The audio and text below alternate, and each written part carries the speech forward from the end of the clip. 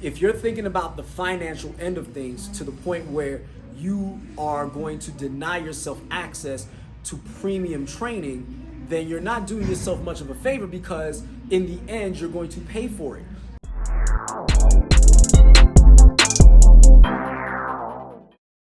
Hey, what's up? This is Julien, licensed personal trainer, licensed PE teacher, and world record holding powerlifter, here to help you be the best you. Today's topic is, this is why they pay me. I have a former client that I don't mention names anyway, but I promise I won't mention their name.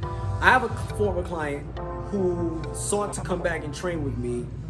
I'm assuming because they were having bad experiences with their last personal trainer that they had. And the thing is that they have been actively avoiding training with me because of my rates. Now, considering the circumstances of that I'm highly trained, I've been doing this for a long time, I have thousands of hours of personal training underneath my belt. I have, in those thousands of hours, I have yet to injure a client, knock on wood. There's a reason why people pay me what they pay me, because you have to know what you're doing with your clients at all times. Not everybody's meant to squat on day 1 or day 2 or week 3 for that matter. Sometimes squatting takes time. Sometimes squatting takes months, maybe even a year or 2, to get somebody in the physical prime condition to be able to squat. Well, long story short, she got a discount from another trainer, and that she got what she paid for. The person turned around and injured this person, and to the point where they're going to now have to have surgery later on this month. And the thing is that if you're thinking about the financial end of things to the point where you are going to deny yourself access to premium training, then you're not doing yourself much of a favor, because in the end, you're going to pay for it.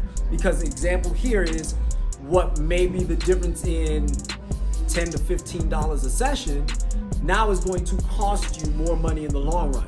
So let's think of it like this. If I avoid spending money because I didn't want to spend an extra $10 to $15 a month to save myself some stress on doing something else, you have to realize that it might cost you millions more later. The better example is this. You have a computer. You have a guy that works in IT. He promises he could build you a virus-free computer that will remain virus-free for 12 years, but it's going to cost you $2,000 to make it, as opposed to going to Best Buy and just picking up some random computer and spending anywhere between $300 to $500 on it, right? Sure, you got a computer, same microprocessor, same RAM, same hard drives, all of that stuff, right? But the difference is that maybe, just maybe, this person that works in IT knows some things or two about the software that's in there that can turn around and manipulate that software to where it is virtually foolproof based on current technology standards, that it is virtually foolproof that somebody can break into your computer.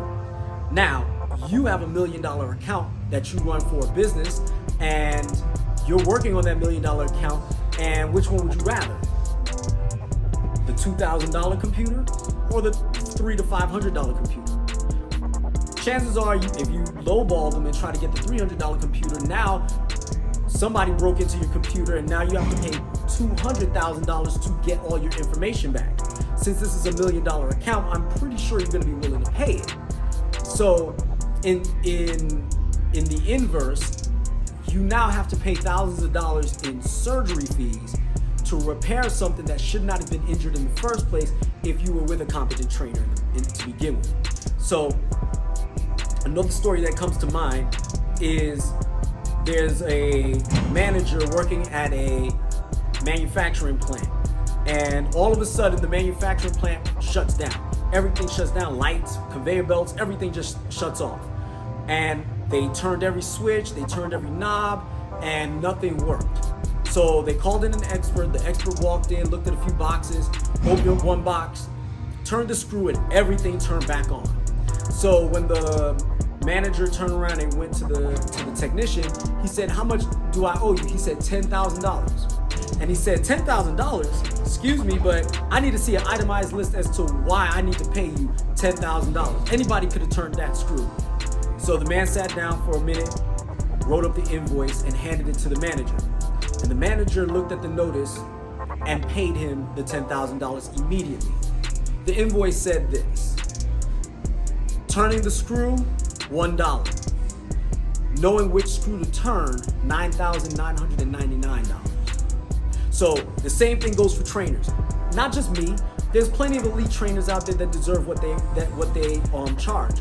What I'm getting at is know what you're paying for and know why you're paying it, because then you will know exactly what it is that you're getting, because I guarantee you that person knows that if they were with me, none of this would have ever happened. So the difference is that little bit of extra money that they would have been paying me would now turn around and be insurance to guarantee that I am not going to do anything silly and simplistic to then injure them, so that they can never be the best them. So don't forget to like, subscribe, share, follow me on Facebook, Instagram, and on YouTube. Let's get the likes up. I'm at 67 subscribers. Let's get to 100 people. Have a nice day. Be the best you.